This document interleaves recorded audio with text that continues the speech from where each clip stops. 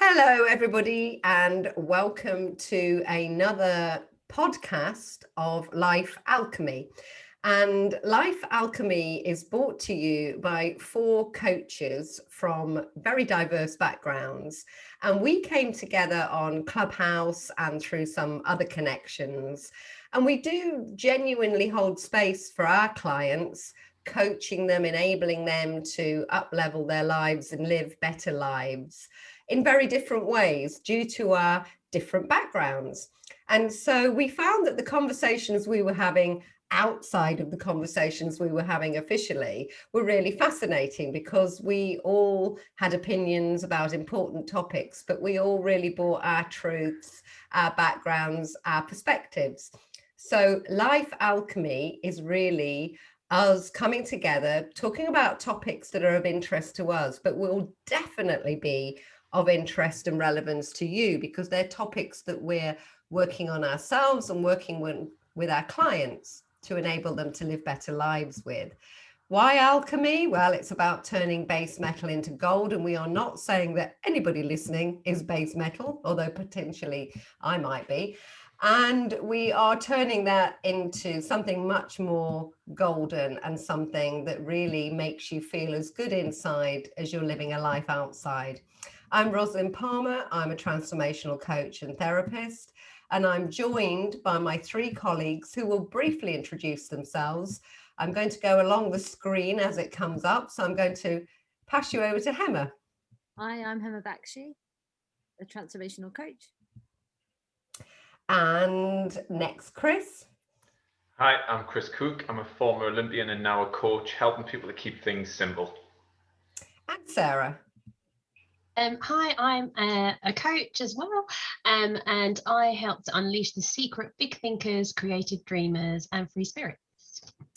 Love it. So as you can see, we're all coming from different places, but today we're all talking about the same thing.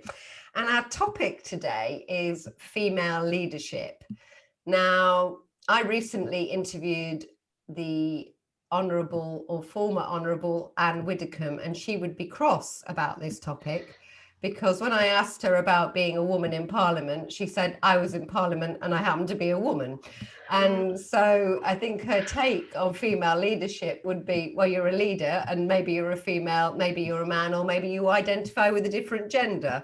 So why focus on female leadership? Well, very good question. And the reason we're focusing on female leadership, although I think our conversation will inevitably go wider, is that certainly at the end, when the camera was switched off of our last conversation, we were sharing anecdotally, particularly Hema, Sarah and I, some of the ways we'd come up through business, learning our leadership insights and gains. And some of them weren't very pretty or elegant. And so we felt quite passionately that really we should enable people, women and men, let's face it, to really navigate the business world and their lives better. So that's our topic. I don't know if any of you want to comment on that. Yeah, I love what you said about Anne Widdecombe there. I'm with her.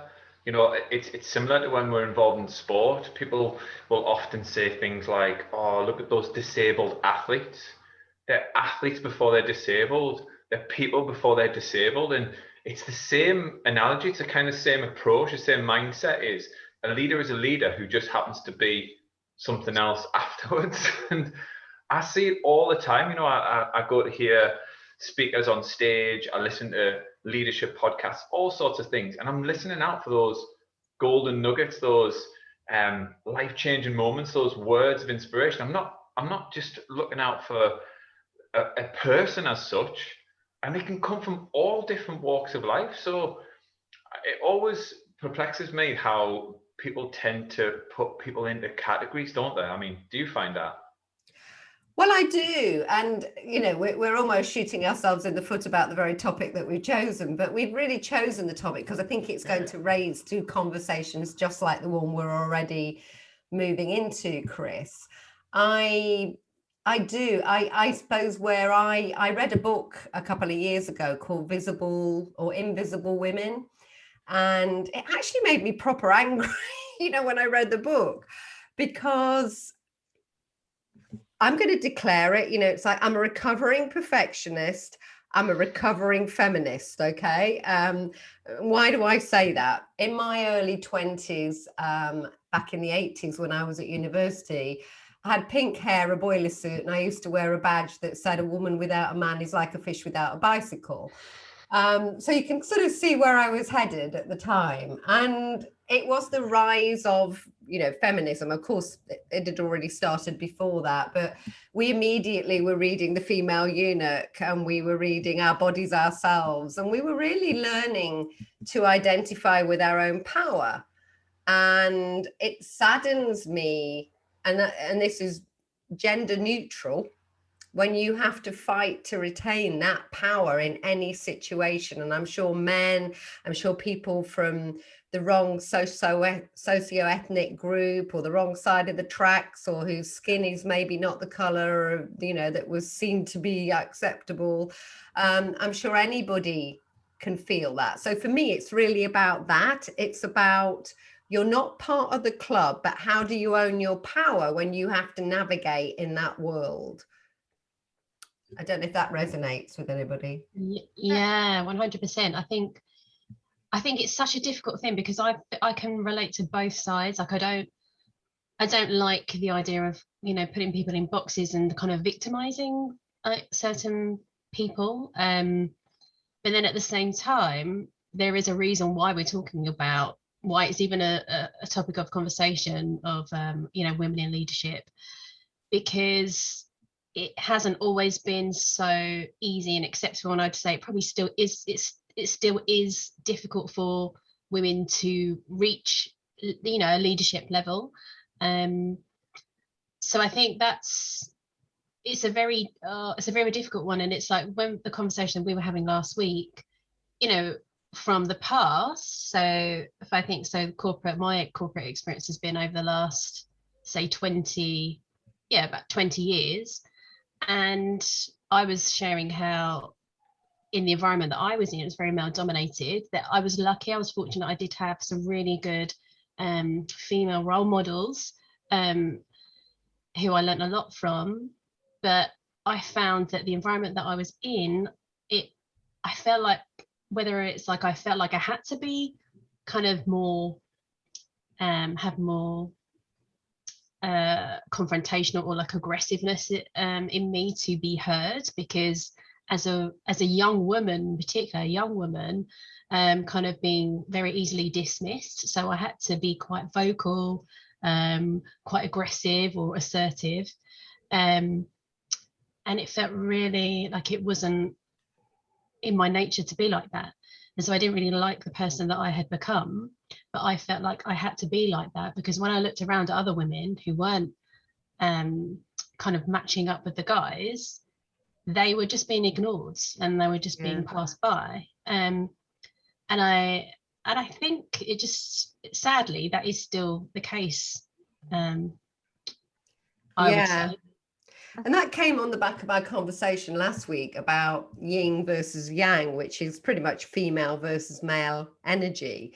And it was our conversation after that conversation that led us to this, when I said that when I had a business development psychologist into my PR company in the 90s, he taught me how to behave extensively like a man in boardroom situations. And there was a whole way of how you positioned yourself around the board table. I think I shared with you last week that one of my biggest takeaways from him was that women smile to please and men smile when pleased. And if you watch Dragon's Den, although Deborah Meaden clearly has taken her tips from the men, on the whole, if you're pitching to a woman, say you're trying to give her an idea or something, she'll be like, yeah, and the men are like, they're kind of, please me, sit back. And then at the end, if they're happy, then they smile and engage. And it gives a very different signal, unconsciously, a very different signal. And so I did actually, have business psychology tips on how to behave so that I didn't give my power away. But it was really hard work and exhausting. And I think, Emma, I remember when we had our sub conversation, you talked about how you felt you needed to turn up. Yeah, absolutely. I think this whole topic is super fascinating because on one hand, like what you said, Chris, I just see humans as humans, people first, and the labels and the color and gender and all the other stuff doesn't influence what I think. However, I'm really aware that we're still in a world where that we, as humans, we all have unconscious bias, and that shows up. And in organizations, it's so prevalent. So, personal experience, I believe everyone's equal, but I've also been in like the big financial institutions where I've had to I act, I behaved in a way that I thought would get me where I needed to do and be as successful as I could. And now looking back, it's kind of funny. And I shared this story with you all last week, and I'll share it again. But I remember I used to work for a big retail bank, and I was asked to join this high flying kind of leadership of the future thing. So I was like, oh, brilliant. I'm on the track to be a leader of tomorrow. So there I go to this like 3-day event, and I walked into the room, and there's 20 delegates, and 17 of them are men, and all 17 men were in the room, and I was the only woman that entered the room. The other 2 ladies came after me. Anyway, as I walked in, I had this overwhelming, I'd never really noticed it, but this overwhelming, oh my God, I don't know what to say. There's all these men, and I could hear them talking about, I turn over this amount of money, and I was like, I don't know what it means. What's turnover? It was all very uncomfortable. Anyway, so I took my very large handbag, which I feel now in retrospect was a bit like a shield, like body armor, and I sort of buried my head in it and thought, right, have a word with yourself. You're going to have a conversation. So I got my head out of the handbag, and then I sort of strided over and stood with my legs open in the same way that a man stands, slightly open. No, not slightly, they were quite open. I'm only 5'3", and I was looking up, and I did the firmest handshake I could, and I did the sort of like, yeah, and I even sometimes lowered my voice. I don't know what I was doing. Nice to meet you. Anyway, it was all a bit weird, and they were all very lovely. But I walked back to my desk when we'd finished, and the first exercise in that room was, right, you've all met your colleagues, and many of you don't know each other. So on a post-it, write down the first one word that describes the first impression. And I thought, oh no, I'm going to get friendly. And funny that I thought friendly was a bad adjective. I was like, oh, I'm going to get friendly. I'm going to get, fluffy. I don't know what else I thought they thought of me. Anyway.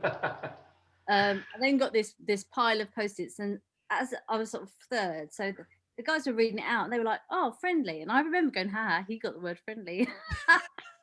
It was very weird. And friendly, nice guy, whatever else, lovely descriptions. When I opened my post-its, literally these people I didn't know them. This was purely on first impression.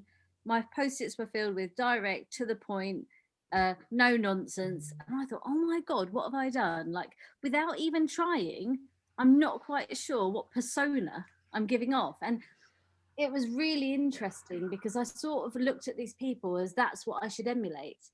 And interestingly, as we went through the 3 days and we did some of the leadership exercises around kind of difficult communication, I saw that I excelled. And actually some of these grown men that were turning over millions of pounds or whatever they were doing froze because they were uncomfortable with having some of the difficult conversations. So it was a real lesson to me, I think, about, how you show up and what even subconsciously you portray. And secondly, there's actual strength in just being yourself. And that was a really powerful 3 days for me.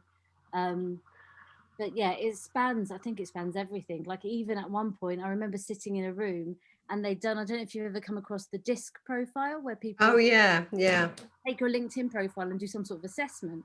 And this guy sat next to me and he's like, have I had a look at your profile? And I was thinking, I don't know who you are and what do you want? But anyway, when he showed me my profile and the language that I used, it was all very like ball breakery. And I realized, it's really, really influenced, I think, like how I show up. And, I had to like unlearning some of that and then relearning that actually being your true self can actually be more powerful. I think it's something I'm still working. It's about daring to be authentic, isn't it? Yeah. And I watched the Friends reunion last night. There it is. I've admitted it publicly. And my niece had watched it and she said, it's such a shame what Jennifer Aniston and Courtney Cox have done to their face. And they've both had some work, shall we say. And they both still look lovely, but they don't quite look like themselves. And I said to my niece, and we agreed, that what we found really sad was that two such incredibly successful, powerful, fantastic actors felt the need and the pressure to have to constantly look young, which has obviously led them to do what they've done. And I found that really, that's the sad bit. Not what they've done, it's their body, they can do what they want, but I find it sad that they found the need when you think how incredibly successful they are. So there is that societal pressure. I'm interested, have you found this in sport, Chris? Yeah, definitely. I mean, what we're really talking about here is mimicking. That's what we're talking about. And when we're little, when we're growing up, and that's really, really, really important that we learn to mimic, because that's how we learn to walk. I mean, babies don't kind of try to learn to walk and go, oh, I've fallen over 2-3 times, I'll just give up. You know, they see other people walking about, and failure's not part of their makeup until we get older. So I think mimicking is a huge part of our lives and an important one. But at a certain point, we need to, like Hema said, we need to cut that loose and learn what is our flow, what is it with us. So in sport, we see it a lot. You know, you have role models. So somebody who breaks a world record, generally in swimming, for example, somebody will break a world record in an event, and everyone will start to copy that stroke. It might be just a subtle difference, like instead of bending their elbow, they'll keep a straight arm. Everybody now starts doing it right across the world. And what invariably happens is there's a little bit of a concertina effect. So everybody kind of catches that person up. And then somebody else comes along with a different technique, smashes the world record, and now everybody goes and try to do something different. And there's a point at which, in an athlete's career, where you realize that you're chasing something that will only ever make you be second best. It'll only ever make you be second best, at best. And if you really want to be a trailblazer in any industry, there comes a point at which you have to take yourself to the market, you have to take yourself to the event, and you have to put your own fingerprint on it, because we've got a fingerprint that's unique for a reason. It's unique for a reason, and we've got to put that fingerprint on the world and take that risk. But coming back to what Hema was saying, we often think, oh, well, if I just mimic, then I'll fit in. We're not here to blend in. We're not Magnolia. We're not. It's pointless going at the world with I'm going to make everything Magnolia, because nobody's ever turned their heads to that. We've got to go with that colourful palette that we've got on our fingerprint, in our hearts, and we've got to do that ourselves. That's my belief, anyway. I would never describe Hema as Magnolia, Chris. No, definitely not. But it's interesting how you got that feedback, because that's not how you've shown up to me. So you showed up as someone else, and you got someone else's feedback that day, it's fascinating. But when we take responsibility for that, like you have done, you go, actually, that's not me, and I don't want that. I'm just going to be me. You get this deluge of wonderful comments and wonderful vibe around, and people want to be around you when you're yourself. You do, but I think society has to be at that stage, and I suppose, as you know, the former reformed feminist, and you know, I'm still a feminist, or I have feminist traits, because I don't really know what the dictionary definition is, but if it means that women are equal, then there I am that person. What saddens me is I see some of this still going on today. And in the 90s, particularly when I was probably, you know, at that kind of really boom, boom, boom part of my career, I think we thought that some of the stuff was just a hangover from the 80s or even the 70s. And that by the time our daughters or that generation were in the workforce, it would be okay. I went for an interview in the 80s to Marks and Spencer's, I don't mind naming it. And I was told, and I'd done an undergraduate management course with them. And so it was a shoe-in, absolute shoe-in to get a really good management graduate training position. And the guy at their head office, I'd put down and wanted to be in commercial management, which is on the shop floor. It's where the action's at. There's three: staff management back in the day, staff management, commercial management, and merchant warehouse, the goods. And he actually said to me, oh, pretty girl like you're probably going to marry a lawyer or a doctor, have children, and will have wasted all that money on you. So I'm not putting you forward for that. You can do staff management. You can do staff management. And I was like, I'm not interested in staff management. I'm interested in commercial management. And he went, that's what I'm putting you forward to. So surprise, surprise, I didn't work for them, which is probably a blessing because I ended up at PR. But that's a genuine story. And there's thousands of those stories. And when I sold my business, the people who bought the business, and I'm their boss because they merged two companies into one. And the two guys who reported to me told me one lunchtime that they were going to have lunch. They'd love to invite me, but it was a gentleman's only club in London. And so I wouldn't be coming along. And I was their boss. My ex-husband joined a club in London where if I went to meet him after he'd had drinks, I had to sit in the ladies' waiting room by the toilet. No. Yeah, I kid you not. And that was the 90s.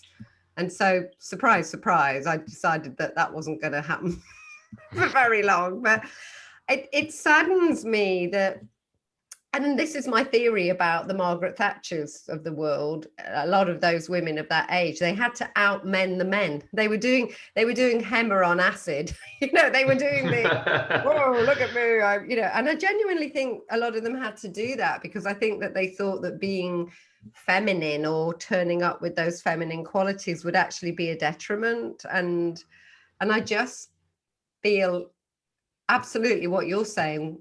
Authenticity is it in leadership, in life, in anything. But if you feel the pressure that if you turn up and be authentic, it's actually going to be detrimental to you, there lies the problem. That's what exactly what I was going to say, Roz, is that 100% about being authentic and being yourself, but exactly that is that if the society or the environment in which you're in isn't a good fit for that, what do? Do you take yourself out of that situation? But then you think, well, why should I? Because maybe you've spent years studying or is something very specialist, that this is the only environment for you to do what it is that you want to do. So in that kind of situation, what happens? Like, why there are, like Ross was saying earlier about having like psychology based training. It's the same as anything, isn't it? Like body language and like if you're like slouched down, it's no different from that. It's just an extension of that as to how to be successful at work or whichever. And for some people that is not inherently their authentic natural self, and they have to conform. So it's a difficult one. I think maybe it's just like a personal decision whether that individual just makes that decision as to whether is what I want to achieve, is it worth sacrificing those parts of who I am? Am I in the right environment? Yeah. And one thing, like since going out and leaving the corporate world, I think Hemma mentioned it earlier, I've spent so much time unlearning certain habits and ways of being. And finally, I just show up as I am. But I think that helps because I've created my own environment and I am drawn to, I spend my time at some co-working spaces and I've met lots of individuals and small business owners and independent businesses. And one thing that I find so inspiring is that there are loads of women. There are actually loads of female business owners. I would say more so in the places that I go, there are more female entrepreneurs than there are men. And it's interesting, it's a question, why is that? Is it because they've gone into the corporate and it's not a right fit for them, so they're like, actually, do you know what, I'm just going to do my own thing? I wonder.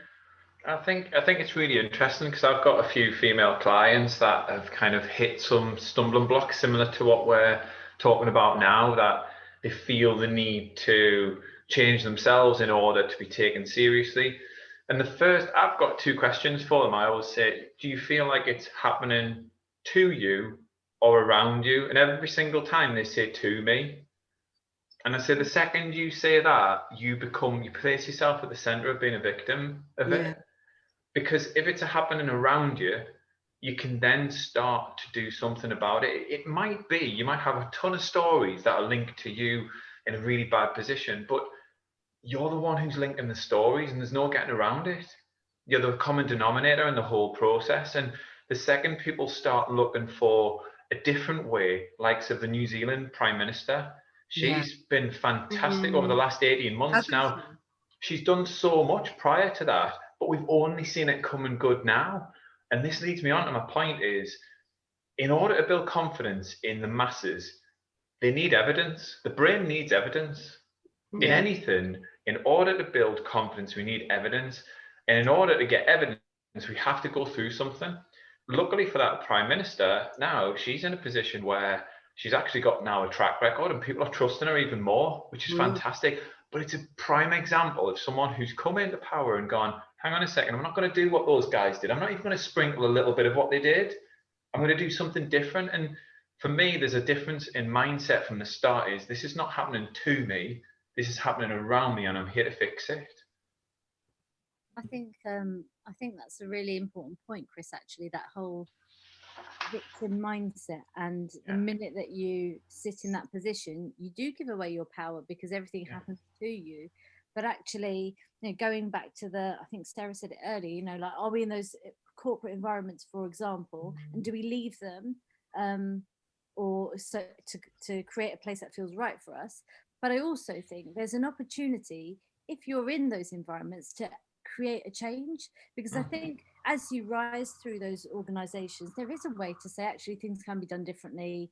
We can operate a bit differently. And that sort of like wide leg stance and like firm handshake that I developed was very much in my early careers, like early on in my career. And as I think, just before I left like the corporate world, I felt a little bit different from other people around me. I didn't have, if I'm honest, I don't think I looked around me and saw really great female role models.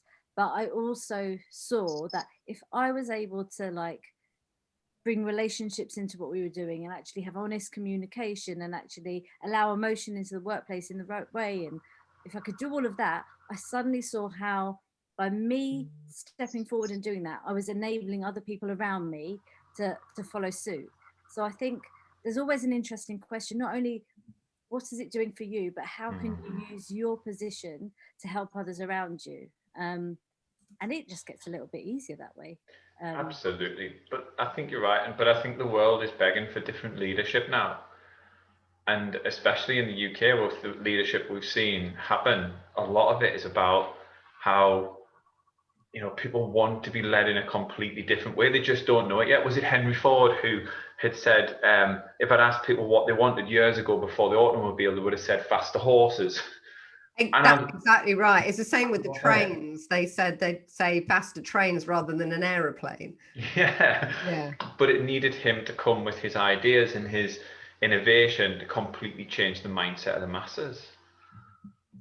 So when you have clients you're working with now in your coaching, wearing your coaching hats, everybody, and if they came to you, and Chris, you've already given some golden nuggets about how you would advise somebody who's maybe turning up and saying, I just can't function within that environment.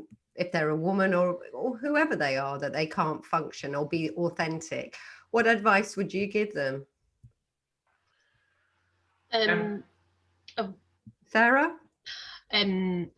Well, often it's really interesting going back to the mindset, Chris has brought up, and it's really that often I get them to be really curious and explore what is the truth. So is it based on their own assumptions, which often very much is, and then once you kind of peel that away and look at what are the actual facts, and then think kind of look at how to respond and show up and be yourself, and see what the result is from that. And often it's not, it's never what they actually, it's not the negative thing that they think, and it frees them up to then be more outspoken. And I think as long as you have that courage to speak up, use your voice, and then if it falls flat on deaf ears, then you're probably not in the right place, but very likely you could have a really positive response. So Emma? My advice would be take a little bit of time just to really assess what your true strengths are, what you feel your superpower is, because as Chris said earlier, we all have a really unique fingerprint. And sometimes we spend time looking at other companies or our clients or we look outwards to see people's strengths and help them to realize their potential. But I think, actually take a moment to really understand what's unique about you. What do you do almost brilliantly? If you're not sure, ask people. They'll give you some insight that you just perhaps didn't notice. And really, really take note of that, I think, and recognize your strengths, because I think that is a really powerful place from which to operate and where to powerful place to show up from. So Yeah, I think even just based on the fact that imposter syndrome doesn't discriminate. It doesn't know your gender, your sex, your color, your skin, whatever. It can strike people at any time. So I always start off with, what is the vision of the person that you're trying to grow into? Who are you morphing into? Who are you becoming? So I start off with that vision and try to get them to visualize who they want to be. Then I start to tiptoe through, well, what are the threats and distractions to that becoming a reality? And just start to build a picture around, where are you looking? Because we live in a world now where there's so many things fighting for our attention all the time, constantly. oh wow. And then the last thing I always ask is, and I hate coping strategies, I prefer to use thriving ones. For me, coping is just about kind of head just above, take a breath and then back under. I would never want to do that. So I always say to them, well, how are we going to thrive? How are we going to thrive, and how are we going to connect with that genius inside? Because instead of getting distracted on the outside, we need to, like Emma said, reflect on the in and bring that out. And as we bring that out, other people see it and they start to correlate with the sound of our own song. Oh, I love that. And I was thinking, how would I answer that question? And I'm going to wear my therapist rather than my coach's hat. And I was very influenced a few years ago by a gay agony aunt called Dan Savage. And I would highly recommend, in fact, I'm segueing into WTF now, everybody, which isn't what you think it is, but it's really who to follow or who influences us. And Dan Savage has a great YouTube video called The Price of Admission. And it's really about relationships. What is your price of admission? So I'm in a fantastic relationship. It's all great, but my partner chews with his mouth open. It drives me mad. I've tried to tell them. It drives me insane. La, la, la. Everything else is brilliant. Okay, that's your price of admission. That's the price you are paying to admit you into that relationship. And I will say to my therapy clients, so women, is the price of admission you're paying to this world and this success that you're actually not being your authentic self, or you're getting rid of your feminine side, or you're not at one with yourself, you're not congruent, you're not, and when we're not congruent with ourselves, it leads to massive pain. It's not just I don't feel enough, or I feel like I'm an imposter. Of course, it shows up in different ways. That's how it shows up. But it's really that horrible pain inside. Equally for the men, the price of admission often to this powerful world where they're shaking hands and standing with their legs open and doing the whole thing is that they're really sacrificing something. And often that's their family life or their more intimate connections. And I remember I had a client in the 90s who was super duper successful, ran one of the biggest ad agencies in the world. And we had lunch with a journalist. And at the end of it, he said, "Do you have a minute?" And he actually started to cry. And he took a picture out from his inside suit pocket and gave it me. And his son, who was about 5 or 6, had been told to draw a picture of my daddy. And the picture was him with his back to him and on the phone. And that was a wake-up call for him, that the price of admission he was paying for that top job was that his son only ever saw the back of his head when he was on the phone to somebody else. So he absolutely rebalanced his life. So men, women, everybody, what's your price of admission? What about your WTF, guys? Anybody want to go? my WTF would be I just really love the work of Brené Brown. So she talks Yeah.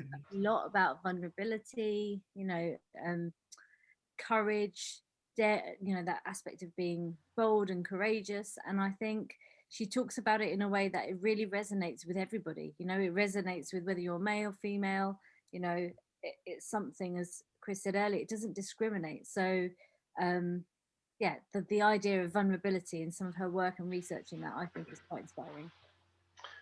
I love the idea of, and I do this a lot, quotes that resonate with you.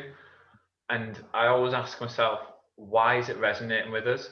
So I'll see quotes online. So there's a great one. It's a great one to follow called Leadership First on LinkedIn. It's fantastic. Some lovely, lovely quotes. And I take some of them and I always ask myself, what's missing for me? Am I being led in the right way? Am I leading in this way? And because I often see those as little nudges of life, just giving me a little bit of an elbow to go, you need this now. And it's those quotes that really help me on my journey as well. Brilliant. And Sarah? Everything what you guys have said, and also who to follow, looking at people in your environment who that you see as very authentic, very congruent. I've got I can think of a number of people, and I just love spending time with them, and just they are inspiring, just your average, everyday, normal, real people. And if you haven't got anyone like that, seek them out. Yeah. Find them. Find your tribe. Yeah. Well, thanks, guys. And thank you for listening, everybody. You have been listening to Life Alchemy. I'm sure there are a few golden nuggets within our broadcast today. We do transcribe each episode. So if you did want a transcript, please drop one of us a line. We also all have tons of free resources. There's calls that you can hop on with any of us. And so we'd love to hear from you, love your feedback. Do subscribe to future episodes and tune in again next week to Life Alchemy. I'm Rosalind Palmer. Thanks from me, from Chris, from Hema, from Sarah, and we look forward to being on this journey again with you soon. Goodbye. Thank you. Sorry, My partner just bought me a cup of coffee. Thank you. Hi.